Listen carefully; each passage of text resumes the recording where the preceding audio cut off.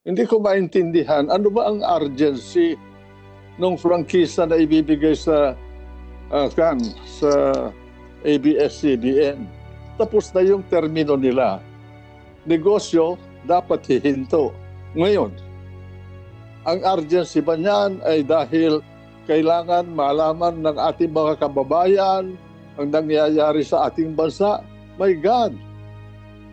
The nooks and corners of this republic is rich, not by television but by radio. Our people know what's going on all over the country because of radio.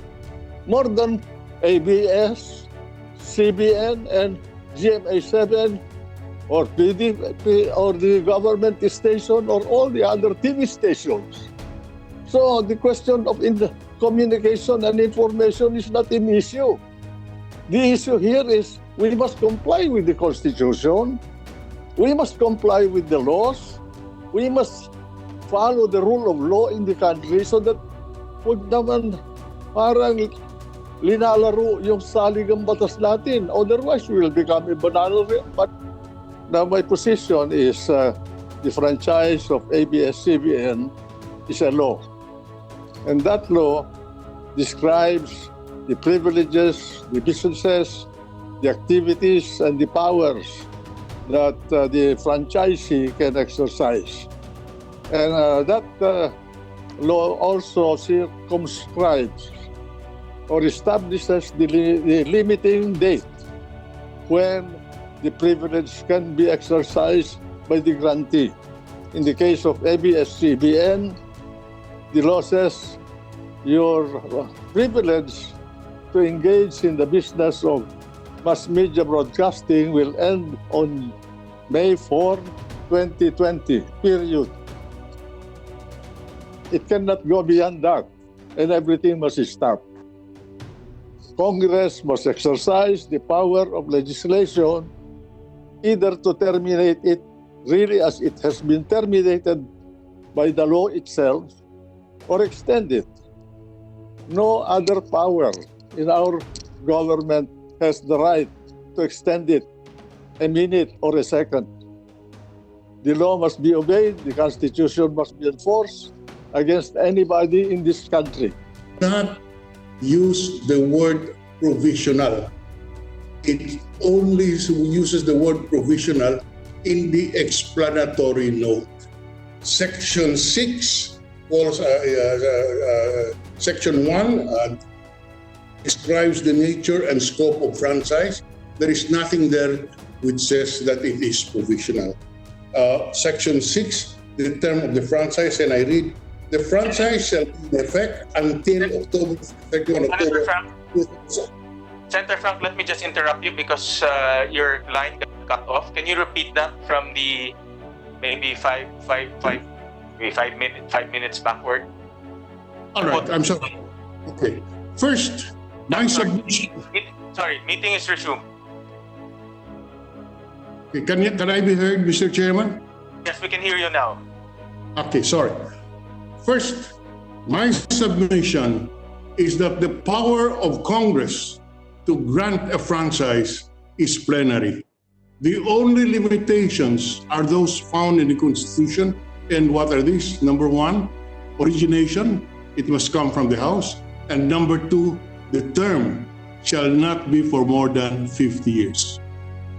And therefore, as pointed out by Senator Enrile, the Senate can do anything, amend, repeal, etc. Now, so I will repeat, there is no limitation on the plenary power of Congress except on the origination and period.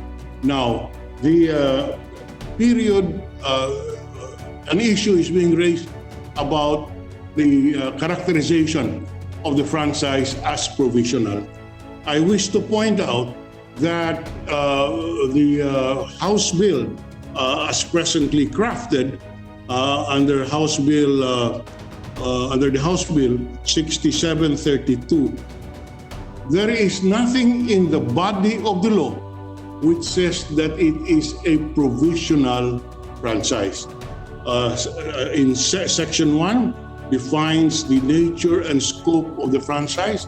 Nothing there indicates that it's a provisional. Number two, on the term of the franchise, it simply says shall remain in effect until October 31, 2020. Now, it is mentioned in the explanatory note, but the governing portion of the bill, if it becomes law, is the body of the law, not the explanatory note. But even if the explanatory note is argued to be part of the interpretation of the law, it doesn't depart from the fact that the Congress has plenary powers over the franchise, and the fact that it is characterized as provisional does not run afoul with the constitutional plenary power of Congress to grant a franchise. It can impose conditions. Congress can impose conditions because it is an exercise of the sovereign power of the people to grant the franchise. It can impose conditions on the franchise. That cannot be questioned. Insofar as the urgency is concerned, Mr. President, it is our respectful submission that it is addressed to the wisdom of Congress, whether or not the issue is urgent, but that has not gotten to. But insofar as the Constitution is concerned, that is not an issue. As I would repeat, the matter of urgency is a policy issue addressed to the better judgment and the good judgment of Congress. Thank you very much, Mr. President.